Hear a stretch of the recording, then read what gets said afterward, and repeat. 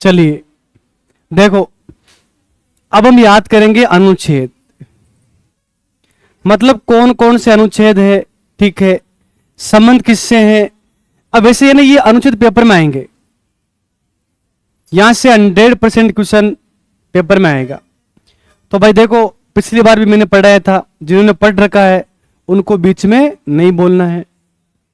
आपको आता है तो अच्छी बात है, अपने पास रखो, जो नहीं आया उनको बताना पड़ेगा ना, ठीक है। तो ये जो हम पढ़ रहे हैं इसमें ना ट्रिक बनाकर हम याद रख सकते हैं। ये जो अनुच्छेद है ना, ये ऐसे याद होंगे नहीं, ट्रिक बनाओ और ट्रिक बना करके अच्छे से याद कर लो। कैसे बता रहा हूं मैं आपको, तो लिखने की जरूरत है नहीं, लिखे हुए हैं, ठीक है। डायरेक्ट याद करवाना है, इसीलिए मैं करता हूं स्टार्ट, याद करवाने की कोशिश करता हूं, आप भी कोशिश करना। तो 16 अनुच्छेद याद करने हैं आपको, पहले 16 अनुच्छेद याद करने हैं और आपको सुनाना है बाद में। पहला अनुच्छेद आ गया है, अनुच्छेद 243, अनुच्छेद 243। और आप कुछ भी पढ़ लो, सबसे पहले क्या आती है, परिभाषा।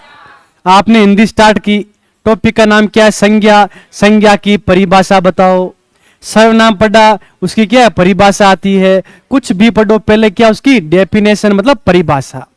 तो पंचायती राज की परिभाषा 243 याद होगी आपको। 243 में क्या है, पंचायती राज की परिभाषा, मतलब ग्राम पंचायत क्या होती है, पंचायत समिति क्या होती है, ग्राम सभा क्या होती है, वार्ड सभा क्या है, इनकी है ना परिभाषा इसमें लिखी हुई है। क्या एक अनुच्छेद याद हुआ, ठीक है, अच्छी बात है, याद हो गया तो इसमें क्या है, परिभाषा। पूछूंगा मैं आपसे। अब आ गया है, तो हिंदी वाले याद करने की जरूरत नहीं है आपको, पेपर हिंदी इंग्लिश दोनों में आता है, इसीलिए इंग्लिश वाले याद कर लो। अब आ गया है 243 ए, और इसमें दे रखी है ग्राम सभा। क्या दे रखी है, ग्राम सभा। मैं आपको बताऊं, अगर आप सिटी से हो तो आपको पता नहीं है, अगर आप गांव से हो तो भी आपको पता नहीं है। आप कहां जाते हो ग्राम सभा में, कभी गए ग्राम सभा में? हाँ, कभी नहीं गए, इसीलिए मैं आपको बता रहा हूं, चाहे सिटी से हो चाहे गांव से हो, कुछ पता नहीं आपको, आपको सीखना है। देखो भाई, होता क्या है कि एक ग्राम पंचायत होती है, उस ग्राम पंचायत में 3 गांव हो सकते हैं, 4 गांव हो सकते हैं, जनसंख्या अधिक है 2 गांव हो सकते हैं, ज्यादा है तो 1 गांव भी हो सकता है। तो जिनकी आयु 18 वर्ष है, जिनकी वोटर आईडी बनी हुई है, जो वोट देता है, सभी ग्राम सभा के सदस्य होते हैं। जब ग्राम सभा की बैठक होती है तो सरपंच साहब का, जानते हो सरपंच होता है, वार्ड पंच होता है, उनका कर्तव्य होता है कि गांव वालों जाके बोले कि ग्राम सभा की बैठक होने वाली, आपको पधारना है, आपको आना है। लेकिन आपको पता है सरपंच साहब अपने आप को प्रधानमंत्री से कम नहीं समझता है, देखा होगा आपने। हाँ, अभी वोट आने वाले हैं, देखो अभी उनकी मूंछें धीरे धीरे नीचे हो रही है कि अभी क्या आने वाले हैं, वोट आने वाले हैं।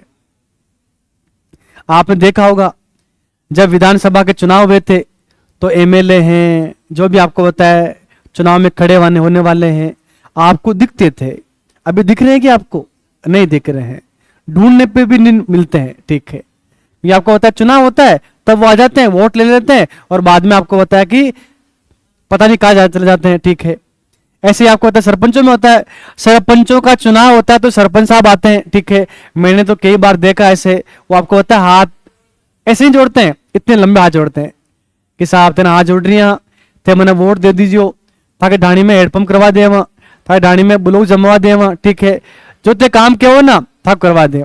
लेकिन ई बार तो थे मैंने जितानी है, ब्याजी, मतलब ब्याजी भी होते हैं, ठीक है। और अगर रिलेटिव गांव वाले हैं, ठीक है ना, अगर ढाणी वाले हैं तो आपको बताया कि दे थार काको खड़ो हो रही है, थारा कान जितानी है, इज्जत की सवाल है, इज्जत को, ठीक है। आप ही ढाणी में कोई जीते हो नहीं हाल तक, अरे आप जाट, ठीक है, आप राजपूत, अपनी जाति ने वोट देनी है, ऐसा होता ही नहीं होता है, होता है। लेकिन जैसे ही वो सरपंच बन जाता है, फिर आपको बताया कि वो उसके रंग ढंग बदल जाते हैं, सापा पहन के आता है, मूछें ऊपर होती है। पहले बोल रहा था, जैसे आपका नाम मान लेते हैं कि क्या है, आपका नाम है हेमाराम, तो हेमाराम जी तेरे वोट देनी है, ठीक है, ते जानो ही हो, ठीक है, मैं कहूँ आदमी हूं। बाद में कहीं बोली ओ हेमला, ठीक है, ओ हेमला ऐसे बोलते हैं, ठीक है। इसीलिए मैं आपको बता रहा हूं कि सरपंच बन गया है। अब सरपंच आता है जहां बैठक हो रखी है, गांव के लोग बैठे रहते हैं ना, ठीक है, चबूतरे पे। किस में आएगा? बोलेरो में। आगे लिखा है सरपंच, ठीक है। उतरा और बोलेगा, ओ छोरा, ए छोरा, ग्राम सभा की कहीं है, बैठक है, बीमाणी है, ए छोरा। सरपंच क्या बोलेगा? ए छोरा, ग्राम सभा में आनी है। तो आपको इसे ट्रिक बनानी है कि ए छोरा कटानी है, ग्राम सभा में आनी है, ए छोरा ग्राम सभा में आनी है। ट्रिक बनाने के लिए इतना बताना पड़ा आपको, ठीक है ना। तो कुल मिलाकर आपको इसे नहीं बोलना है कि ए छोरा, जब मैं आपसे पूछूं ए छोरा, ऐसे नहीं बताना। आपको बताना है 243 ए। क्यों? मैं पहले आपको बता देता हूं, क्योंकि मैंने पिछली बार पूछे थे तो आप ऐसे बोल रहे थे कि देना है, क्या देना है। अरे भाई वो तो ट्रिक बता रहा हूं मैं आपको, आप ऐसे नहीं बोलोगे। मैं पूछूंगा ग्राम सभा कहां है, आपको बताना है 243 ए, ऐसा नहीं ए छोरा, ठीक है, ध्यान रख लेना। चलो, तो ए आपको याद हो गया, परिभाषा आपको याद हो गई। अब है 243 बी। बी से बनाना है, ग्राम पंचायत को बनाना है। अरे बनाना कहो चाहे गठन कहो, बात है कि बी से बनाना है। अरे बनाना वो खाने वाला केला नहीं है, ठीक है। बनाना मतलब गठन करना है, किसका? पंचायतों का। पंचायतों का गठन किया जाता है 243 बी के तहत किया जाता है। तो बी फॉर बनाना है, किसको बनाना है? पंचायत को बनाना है, पंचायत का गठन हो गया, ठीक है। 243 सी। सी फॉर संरचना, सी फॉर संरचना, पंचायतों की संरचना। बस याद ऐसे करना ट्रिक में, सी फॉर क्या है? संरचना। सर हमारे एस फॉर संरचना होती है, आपके पास रखो। हमारे क्या होती है? सी फॉर क्या होती है? संरचना, ठीक है, ध्यान रख लेना। 243 सी। सी फॉर संरचना, पंचायतों की संरचना। त्रिस्तरीय संरचना होती है, ग्राम पंचायत, पंचायत समिति और जिला परिषद। ऐसे हम आगे पढ़ेंगे इनको, अभी शॉर्ट में याद कर रहे हैं। अब आ गया 243 डी। डी से मतलब देना है, क्या देना है? आरक्षण देना है। डी फॉर देना है, क्या देना है? आरक्षण देना है। और आपको पता होना चाहिए आरक्षण दे रखा है, महिलाओं के लिए आरक्षण है, एससी एसटी के लिए, ओबीसी के लिए क्या है? आरक्षण है। आपने देखा होगा कि इस बार सरपंच की जो सीट आई है ना, बा महिला की आई है। इस बार सीट आई है बा एससी की आई है, इस बार ओबीसी की आई है, और इस बार तो जनरल की आई है। कोई भी खड़ा हो सकता है, जानते हो आप, ठीक है। तो डी फॉर देना है, दे दिया, आरक्षण देना है। फिर आ गया ई। ई से अवधि। ई से अवधि, अवधि मतलब कार्यकाल, पदावधि, ठीक है। तो ई फॉर क्या है? अवधि है, मतलब कार्यकाल। पंचायतों की अवधि 5 वर्ष होती है ना, सरपंच 5 साल के लिए रहता है ना, ग्राम पंचायत गठन 5 साल के लिए होता है। तो कुल मिला के ई फॉर क्या है? अवधि। ई फॉर एलिफेंट नहीं है, ई फॉर अवधि है, ऐसे याद कर लेना। अब आगे देखो, अब ऐसा करना, पहली क्लास में आप जाओ तो ऐसे एबीसीडी सिखा देना। ए फॉर, हाँ वह मत बोल देना, वरना वो आपको बोलेगा ए छोरा, तो छोरो, ठीक है। वो छोरो क्यों? छोटे बच्चों को बोलते ना ऐसे, ठीक है। तो आप तो रहने दो, आप यहां याद कर लो। एफ का मतलब क्या? फेल हो गया। अरे भाई आपके पास में योग्यता नहीं है तो आप फेल ही हो, ठीक है। यहां दे रखा है कि सदस्यता के लिए निरर्हताएं, अयोग्यताएं। आगे समझाऊंगा मैं आपको कौन कौन सी अयोग्यताएं होती है, जो खड़ा नहीं हो सकता। जो अयोग्य है वो क्या हो गया? फेल हो गया, ठीक है। तो एफ फॉर क्या है? फेल हो गया। कौन? इसके पास में योग्यताएं नहीं है। अगर आपके घर में शौचालय नहीं है तो आप खड़े नहीं हो सकते, नहीं जोड़ दी ना, ठीक है। अगर आपकी आयु 21 वर्ष नहीं हुई है तो आप खड़े नहीं हो सकते। अगर आपके एक टाइम आएगा, एक साल आएगी, उसके बाद में 2 से अधिक बच्चे हैं तो भी खड़े नहीं हो सकते। ये सारी बातें आगे समझाऊंगा मैं आपको। और पहले आपको बताया एक नया पाठ जोड़ा गया था, 5वीं पास, 10वीं पास, अब तो उसको हटा दिया, उसको हटा दिया, ठीक है। लेकिन अभी नहीं है वो, आगे हम समझ लेंगे। अभी समझ में आ गया, एफ फॉर फेल हो गया। कौन? जिसके पास में योग्यता नहीं है, मतलब अयोग्यता है। क्या ये पेज आपको याद हुआ? अभी पूछूंगा मैं आपसे, याद कर लेना, ठीक है। अब देखो आप, अब दे रखा है 243 जी। जी फॉर घी। अरे गांव में क्या होता है? घी होता है, गाय का घी, भैंस का घी, ठीक है। तो घी खाने से क्या आती है? शक्ति आती है। घी खाने से क्या आती है? शक्ति आती है। तो पंचायतों की शक्तियां कहां पर है? 243 जी कहां पर है? जी। जी फॉर घी। घी खाने से क्या आती है? शक्ति आती है। अगर आपको 2.5 किलो का हाथ बनाना है तो आपको घी का सेवन करना पड़ेगा। और ये तो जानते हो ना आप, ठीक है। और गांव में आपको बताया, गांव मतलब पंचायत, पंचायत वाले मतलब गांव में लोग क्या खाते हैं? घी खाते हैं। और शहर वाले कहते हैं नहीं नहीं घी नहीं खाना चाहिए, घी से मोटे हो जाते हैं, ठीक है। लेकिन आपको पता है घी खाने से क्या आती है? शक्ति आती है। याद होगी आपको, जी फॉर घी, और घी में क्या होती है? शक्ति होती है। अब देखो आप 243H। एक बात मैं आपको बता रहा हूं, कुछ गांव ऐसे होते हैं जो आपको पता है कि बहुत बड़े गांव होते हैं, आपने कभी देखा होगा, वहां बाजार होता है, मार्केट होता है, और मार्केट के या पास में कहीं पर भी है ना, मतलब पंचायती राज की खुद की क्या होती है? दुकानें होती है। हमारे गांव में भी है, आपके गांव में है कि नहीं? आप जाके पता करना। वहां पर जो चौराया होता है वहां पर क्या है कि पंचायत की तरफ से दुकानें बनी होती है, 1 नंबर दुकान, 2 नंबर, 3 नंबर। फिर उन दुकानों को किराए पे देते हैं। 1500 रुपये किराया। परचूनी की दुकान खोल ली किसी ने, वो 1500 रुपये देगा। चाय की दुकान खोल ली किसी ने, ठीक है ना, ऐसे 2000-3000 रुपये क्या होता है? उसका किराया होता है। समझ गए? तो पंचायतों को आपको पता है कर कहां से मिलता है? टैक्स कहां से मिलता है? इनसे तो मिलता है। या फिर आप सोच लो कि पंचायत की कोई समिति, पंचायत है तो पंचायत की कोई संपत्ति है, उस पर भी क्या मिलता है? उसको कर मिलता है। मान लेते हैं कि पंचायत है, तो पंचायत में आपको होता है कि ऐसे, जैसे मेरे गांव में क्या कि गौचर कहते हैं उसको, गायें चरती रहती है, एक जंगल है बहुत बड़ा, वहां खेजड़ी भी होती है, पेड़ पौधे भी होते हैं। फिर उनका टेंट छूटता है ना, 1 लाख 2 लाख, तो वो क्या कर के रूप में आता है। बड़े बड़े क्या होते हैं? चारागाह होते हैं, ठीक है। तो कुल मिलाकर आप मान लो कि क्या दुकान है। अब दुकान है, दुकान में आपको होता है, जो आप बन जाओगे ना, ग्राम सेवक बन जाओगे, आप पटवारी बन जाओगे, तो फिर आपको देंगे भाई, एलडीसी बन जाओगे, तो जो कर है वो लेके आओ।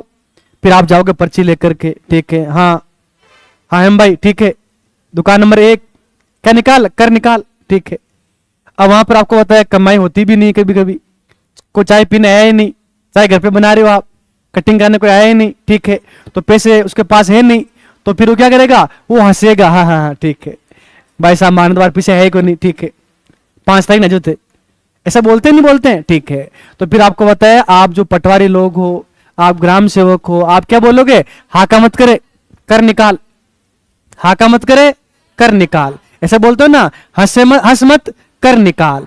H फॉर हंस मत, H फॉर हाका मत कर, काई निकाल, कर निकाल। तो भाई ट्रिक है ना, मारवाड़ी भी चलेगी, थोड़ी हिंदी भी चलेगी, लेकिन आपको याद हो जाएगी, इसकी गारंटी मैं दे रहा हूं।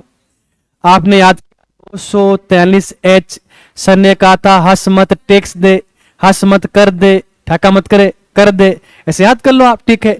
डी फॉर देना है, क्या देना है? आरक्षण देना है, ठीक है, ऐसे याद किया आपने, सारा याद होगा आपको। अब लिखा है आगे 243I, I for income, I for income. तो आपको ध्यान रखना, इनकम मतलब वित्त, वित्त मतलब पैसा, ठीक है। तो वित्त आयोग का गठन, ये मैं आपको पढ़ा चुका हूं, मैंने आपको वित्त आयोग पढ़ा दिया है। क्या मैंने बोला? 243I, आई में क्या है? वित्त आयोग है। भाग 9 अनुच्छेद 243I, आई फॉर क्या? इनकम, समझ गए ना? वित्त आयोग। फिर लिखा यहां पे जे, तो जैसे आपको ध्यान रखना है, जूनियर अकाउंटेंट, वैसे बनने के ना बने, आपको बनाना है जूनियर अकाउंटेंट। क्या करता है वो? लेखा जोखा रखता है। अरे भाई पंचायतों के लेखे जोखे होते हैं ना, तो आप ध्यान रखना 243 जे में क्या है? पंचायतों के लेखाओं का संप्रेक्षा, मतलब लेखा जोखा कौन रखता है? Junior accountant. अरे भर्ती भी तो आती है जूनियर अकाउंटेंट की, याद कर लो। जयपुर क्या है? जूनियर अकाउंटेंट क्या करता है? लेखा जोखा रखता है, याद हुआ। फिर आ गया के फॉर क्या? काका जी, रामू काका जी, हेमा काका जी, माधु काका जी। काका जी होते हैं ना, काका जी चुनाव में खड़े हो गए, किसी ना किसी काका जी तो है ही है वो, ठीक है। तो काका जी चुनाव में खड़े हो गए, के फॉर काका जी, काका जी चुनाव में, निर्वाचन में क्या हो गए? खड़े हो गए। ये मैंने पढ़ा है आपको। भाग 9 में क्या है? राज्य निर्वाचन आयोग, और वो कहां पर है? के। देखो आप, पंचायतों के लिए निर्वाचन आयोग, ये कहां पर है? तो आपको ध्यान रखने 243 के।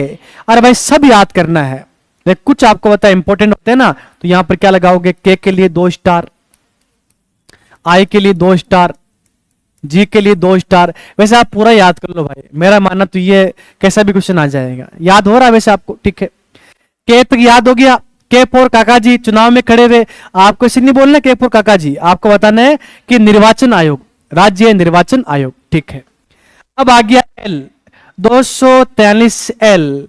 एल फोर लफड़ा है। एल फोर क्या है? लफड़ा है। अरे भाई भारत में राज्य भी होते हैं और केंद्र शासित प्रदेश भी होते हैं, संघ राज्य क्षेत्र भी होते हैं। राज्यों में तो लागू कर लो, लेकिन लफड़ा कहां पर है? संघ राज्य क्षेत्र में लागू करने क्या लफड़ा है? कहीं पर लागू कर सकते हैं, कहीं नहीं कर सकते, क्या है? लफड़ा ही तो है। ठीक है, तो आप याद कर लो, पंचायती राज को लागू करने का लफड़ा कहां है? संघ राज्य क्षेत्रों में लागू होता है, नहीं होता है, वो आपको ध्यान रखने कहां पर है? एल के अंदर। एल फोर लफड़ा है। कहां लागू करना लफड़ा है? संघ राज्य क्षेत्र में, यूटी। ठीक है, केंद्र शासित प्रदेश। ठीक है, आगे लिखा है यहां पर एम। एम का मतलब वही बताया ना मैंने, M Mizoram, M Manipur, M Meghalaya, N Nagaland. तो एम से याद कर लो कहां लागू नहीं होगा, बताया ना मैंने आपको, इस भाग का कतिपय क्षेत्रों में लागू न होना। तो एम वाले ज्यादा है वहां पे, इसीलिए मैंने एम बता दिया आपको। एम वाले राज्यों में लागू नहीं हो रहा है। M for Meghalaya, M for Manipur, M for Mizoram, फिर एन से नागालैंड, वो बताया मैंने आपको। ठीक है, याद कर लोगे क्या ऐसे ही?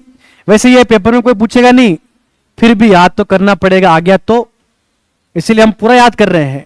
मेरे हिसाब से इतना आपको याद हो गया है। अभी पूछता हूं मैं आपसे। ठीक है, चलो लास्ट में 2 बज गए हैं। एन, एन का मतलब होता है न्यू। जब तक देखो, एक होता है कि पुराना किसी राज्य में चल रहा है अधिनियम के तहत, जैसे मान लो कि राजस्थान है, तो भाई राजस्थान में ये जब लागू हुआ, इससे पहले कुछ तो था ना, पहले भी अधिनियम बना हुआ था। तो उस पुराने अधिनियम को जब तक आप समाप्त नहीं कर देते, तब तक नया लागू नहीं होगा। देखो, विद्यमान विधियों जो पहले से विद्यमान है और पंचायतों का बना रहना, तो आप ध्यान रख लें, जब तक है ना, जब तक आपको ध्यान रखें नया लागू नहीं होगा, तब तक पुराना बना हुआ रहेगा। जैसे 1 साल तक हमने लागू नहीं किया था ना, तब तक ये बना हुआ था, इसीलिए लिखा अलग से एन। एन मतलब आपको ध्यान रखें न्यू, जब तक आप न्यू को लागू नहीं करोगे तब तक पुराना प्रावधान लागू रहेगा। ये एन में दे रखा है। और अब आ गया है 243 ओ। अब देखो आप, अब मैं आपको बता रहा हूं कि एक निर्वाचन आयोग है, निर्वाचन आयोग ने परिसीमन किया, निर्वाचन आयोग ने कुछ भी किया है, ठीक है ना, चुनाव को रद्द किया है, तो उसके खिलाफ हम न्यायालय में नहीं जा सकते। तो निर्वाचन आयोग क्या बोलता है कि ओ न्यायालय मारो काहे नहीं कर सके है। कौन कहता है? निर्वाचन आयोग। निर्वाचन आयोग क्या बोल रहा है कि ओ न्यायालय मारो काहे नहीं कर सके है, मतलब न्यायालय हस्तक्षेप नहीं कर सकता। किसका? राज्य निर्वाचन आयोग ने जो आदेश दिया है, जो कार्य किया है, जो परिसीमन किया है, उस पे न्यायालय कुछ भी नहीं कर सकता। वरना आपको पता है कि कितने सरपंच वहां जाएंगे। उदाहरण दूं मैं आपको एक, ठीक है, देखो, माना कि ये एक ग्राम पंचायत है, इसमें 4 गांव आते हैं, गांव ए, गांव बी, सी और डी, और एक परिसीमन किया कि ये एक सीमा है, इसमें ये ग्राम पंचायत होगी। ग्राम पंचायत का नाम क्या है? ग्राम पंचायत डाडोता। ठीक है, फिर पास में आपको ध्यान रखना यहां पर एक ग्राम पंचायत और है, 4 गांव उसमें भी, मान लो ऐसे। अब हुआ क्या कि यहां जनसंख्या है ना वो कम है और जनसंख्या यहां पे बढ़ गई, तो परिसीमन मतलब सीमा का सीमांकन करना। राज्य निर्वाचन आयोग क्या करेगा कि इस एक गांव को किस में डाल, इस एक गांव का कुछ हिस्सा मानो आप, या पूरा गांव मानो आप, पूरा गांव किस में डाल दिया? इस ग्राम पंचायत में डाल दिया। और यहां पर कोई व्यक्ति था जो 2-3 साल से सरपंच के चुनाव के लिए क्या कर रहा था? भाग रहा था इधर उधर, सरपंच के चुनाव में खड़ा होऊंगा, इस ग्राम पंचायत में होऊंगा, इस गांव में प्रचार किया, इस गांव में प्रचार किया, इस गांव में प्रचार किया। अब वो तो इसमें खड़ा ही नहीं हो सकता। क्यों? इस ग्राम पंचायत का वो सदस्य रहा ही नहीं। अब किसमें आ गया? वो इसमें आ गया। तो फिर ये कहां जाएगा? न्यायालय में। समझ गए ना? इसीलिए आपको ध्यान रखना है कि न्यायालय में जा ही नहीं सकते, ये पहले से लिखा हुआ है। तो मेरे हिसाब से समझ में आ गया निर्वाचन संबंधी मामलों में, ठीक है, न्यायालयों के हस्तक्षेप का वर्जन। मान लेते हैं यहां पे चुनाव है, गड़बड़ी हो गई, तो फिर आपको पता है राज्य निर्वाचन आयोग ने उस चुनाव को निरस्त कर दिया, वापस क्या होंगे चुनाव, तो ये सरपंच वहां नहीं जा सकता। समझ गए ना? तो मेरे हिसाब से ये बात समझ में आ गई। निर्वाचन आयोग कहता है कि ओ न्यायालय मारो काई नहीं कर सके है। मैंने आपको 16 अनुच्छेद याद करवा दिए, आज इतने पढ़ेंगे, अभी मैं पूछूंगा पहले आपसे, ठीक है? सब नोट्स बंद कर दो आप।